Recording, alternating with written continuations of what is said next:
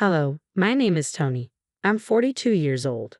This story began more than 10 years ago, but we're continuing it because the main person involved has come back with so much audacity that I feel the need to share this incident with all of you.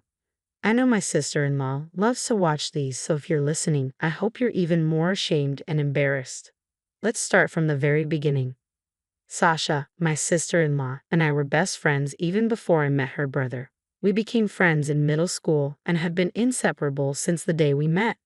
I didn't meet my husband until I was in college. I hadn't had the opportunity to meet him earlier because he was always out whenever I visited Sasha's house. When he moved away for college, I didn't get a chance to meet him. I actually met him by chance. I had seen his face in family pictures at Sasha's house, so I recognized him when I met him for the first time at a bar. He didn't know who I was and approached me. I was surprised but let it play out. By the end of the evening, I told him I was his sister's best friend. He was shocked but said I was too pretty to let go. He continued to pursue me, and after Sasha said it was okay, we started dating. We got married 2 years later and moved in next to Sasha and her husband Brett. After a year of marriage, Sasha and Brett had a baby girl, Via. I loved Via to bits. She was the cutest kid with the loveliest smile and laugh. The only issue was that Via was born with some birth defects that left her partially blind. For the first 5 years of her life, she struggled to adapt to her surroundings. It wasn't because she was stupid or couldn't grasp things properly. Rather, her parents refused to accept that their daughter was visually impaired. They would put her in situations where she had no experience, which were potentially dangerous because they wanted her to live a normal life. Now, don't get me wrong. I fully believe in making our societies more accessible for people with disabilities so they can live better and more normal lives. But when I say that Sasha wanted Via to live a normal life, I don't mean she wanted to make things accessible for her. One incident that comes to mind is a time we all went to a park. People usually came to the park for picnics, played dates, and exercise.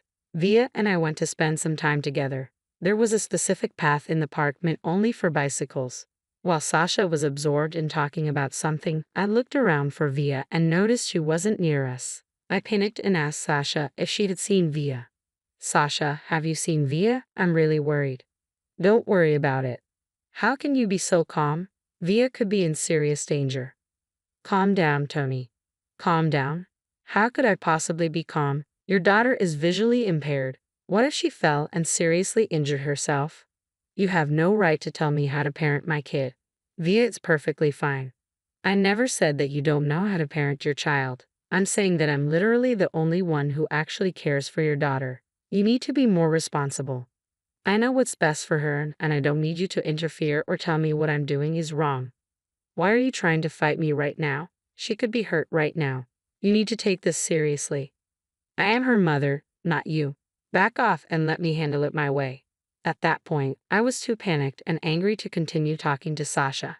I started retracing our steps to find Vita. Sasha kept angrily calling me back and yelling that we weren't done talking. I ignored her. My heart was racing too fast to care about Sasha.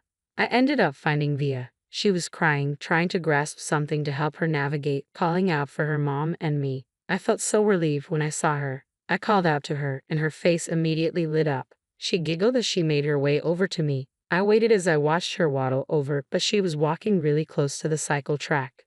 Suddenly, a large number of cyclists rode the track at high speeds. My stomach dropped. I quickly got up to catch her, but before I could take my next step, Via slipped and fell straight onto the cyclist's path. The cyclist tried to brake or swerve around her. I managed to reach her just before one of the cyclists could crash into her. I held Via tightly, and she sensed my panic and started crying.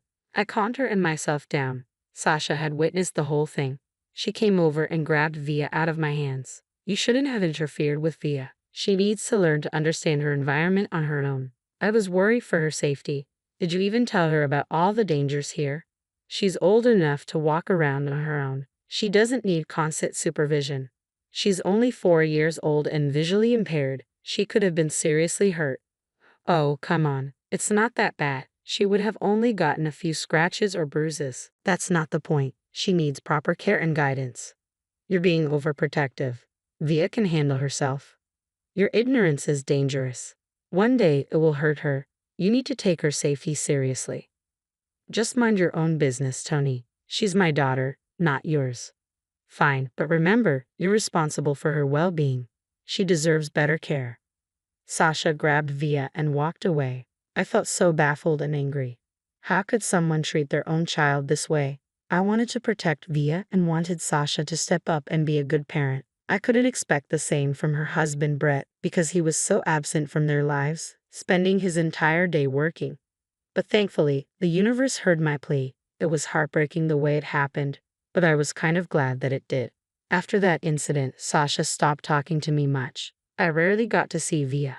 Every time I tried, Sasha would make up some excuse and shut the door in my face. But after a year, one day Sasha and Brett showed up at my house with Via. I was surprised to see them and noticed the bags they held. Hi guys, are you going on a trip? Yes. It's supposed to be a couple's trip. We were wondering if you and Noah could take care of Via while we're away. Of course, we'll take care of her. But how long will you be gone? Forever. We've had enough of Via. What? She doesn't fit our idea of what our child should look like. We can't handle it anymore. Cruel and heartless. How can you do this? You can't just abandon your own child. We've made up our minds. Here, we've signed off our parental rights, and these are her adoption papers. Take her. She's way too much of a burden. I won't let you treat her like this. She's not a burden. Oh, stop being so dramatic. Just take her if you care so much. I will take Via. You should be ashamed of yourselves. You're her parents, act like it. Before I could say anything else, Sasha and Brett walked away, got in their car, and drove off. I stood there shaking until Via tugged on my arm and asked how long her parents would be gone. Tears streamed down my face as I told her it would be years until she saw them again. Via started crying loudly, calling out for her parents. I hugged her tightly and let her cry in my arms for as long as she needed. When I finally brought her into the house, she asked if I would also send her away. My heart sank, and I wanted to cry, but I stayed strong. Via, you're going to stay with me and Uncle Noah from now on. Does that mean my mom will come back? I don't know, sweetheart. I can't say for sure. Okay, but you and Uncle Noah are more fun than my parents anyway. Oh, thank you, sweetie. We'll take good care of you and we'll always be here for you. Can we have more game nights and movie nights? Absolutely. We'll all have fun together. Yay, I love you, Aunt Tony. I love you too, Via. Always remember that. That evening, I told Noah about everything that had happened. He was furious with his sister and brother-in-law. He tried calling them, but his calls always went to voicemail. As the days passed, we slowly accepted our new reality. We were overjoyed to take care of Via. Even though she had been neglected, she was still very well behaved. It was a joy to watch her grow up. Eventually, days turned into months and months into years. Via grew into a beautiful young woman. We got along so well that we even forgot about Sasha and Brett. Via stopped calling us Aunt Tony and Uncle Noah 6 months into living with us. We became her parents in every way, and we loved her deeply. Though she was still mostly blind, she got much better at finding her way around. When she was 12, her doctor told us there was a new development in medicine that could restore Via's vision. We were shocked and asked if it could be fully restored. The doctor said, while it might not be 100%, they could achieve about 85%. We were overjoyed. That night, we sat down with Via to talk about the news. Via, sweetie, how do you feel about the news? I'm scared, Mom. I don't want to lose what little sight I have. It's okay to be scared, but we'll make sure to find the best doctors to help you. Really, Dad? Do you promise it won't make me fully blind? We promise. We'll choose the best places with the highest success rates. You'll be safe. Okay, I want to do it, but I'm scared. It's natural to feel scared, but we'll be with you every step of the way. I know. I want to see what my real parents look like. The fact that the first people Via wanted to see after her surgery were me and Noah made us both tear up. We were blessed with an absolute angel in our lives. The surgery was scheduled for the next month, so we spent the days leading up to it together, having fun game nights and movie nights to distract us from the nervousness. Finally, the day of the surgery arrived, and it went successfully. It took Via 6 months to fully heal, but Noah and I stood by her every step of the way. During this time, we grew even closer as a family. The next few years were blissful. Via regained a good portion of her sight, and it was adorable to watch her look at everything with fascination. The best moment was when she finally got to see Noah and my faces clearly. She began crying and telling us that she loved us. We hugged her close and told her the same. Since then, she would take a good look at us every day and compliment us. She said it was her way of making up for years of only getting compliments and never being able to give any back. One day, our happy little bubble burst. Noah and I had taken the day off because Via was on summer vacation and was hanging out with her friends while we prepared lunch. We heard a loud banging on the door. My heart started pounding. Noah cautiously approached the door and opened it a little.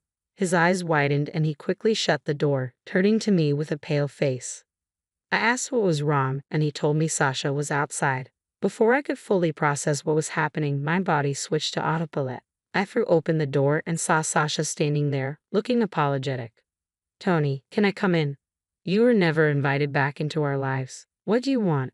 Please, I'm sorry for running when things got hard and dropping my burdens at your feet. I was young and stupid. I didn't know what to do, so I ran. You still haven't changed. Really, I don't know if you have, coming here, calling the child you abandoned a burden. I just wanted to meet my daughter. No drama, I promise. Via is no longer your daughter. You signed over your parental rights to me and Noah. She's still my daughter, no matter what you say.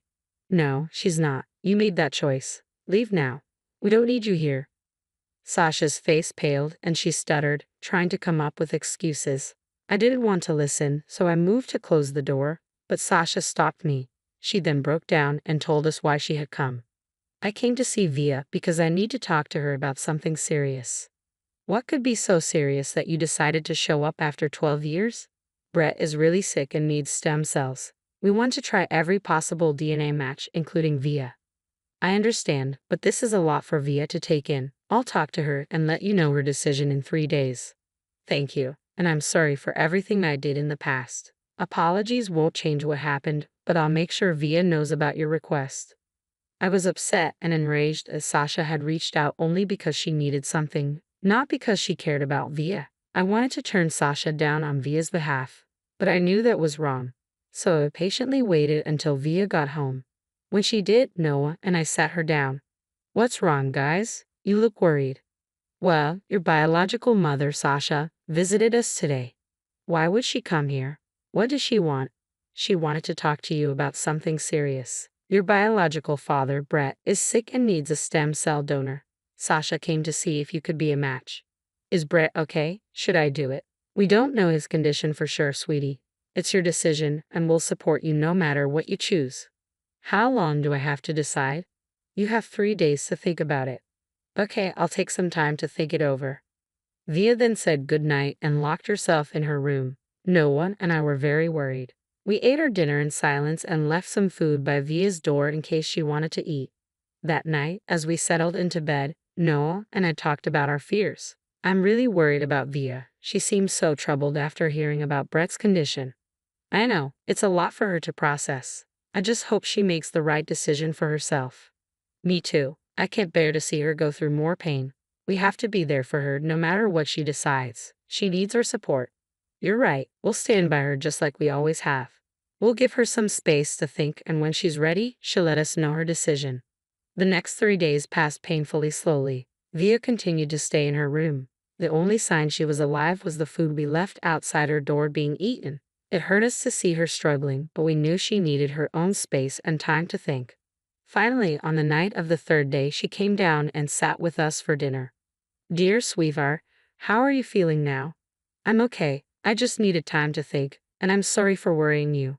You don't have to apologize. We understand this is a big decision for you. That's right, honey. We support whatever you choose. I've made up my mind. I won't be donating anything to Brett. Are you sure about this? Yes, Dad. I have my reasons, and I want to say them with Sasha here. Okay, we'll be here with you when you talk to her. You don't have to do it alone. Thanks. I have to admit that I was happy with what Via chose. I didn't really care about her reason for not wanting to donate. I just wanted my baby safe and sound, and I also didn't want Sasha or Brett to take advantage of her. I texted Sasha and told her to come meet us the next afternoon for lunch. The next afternoon, the 4 of us gathered at the dining table for lunch. Sasha looked like an anxious mess, and her head was down for the most part. She never looked directly at Via, which made all 3 of us annoyed. There was an awkward silence initially, but Via decided to break it. Why won't you look at me, Sasha? Oh, do you know I'm not looking at you? Mom and Dad helped fix my vision. I can see you now. They did? Why? Because we love her and want her to have the best life possible. You'd have to throw it in my face. Do you want to know my decision or not? Yes, I do. What did you decide?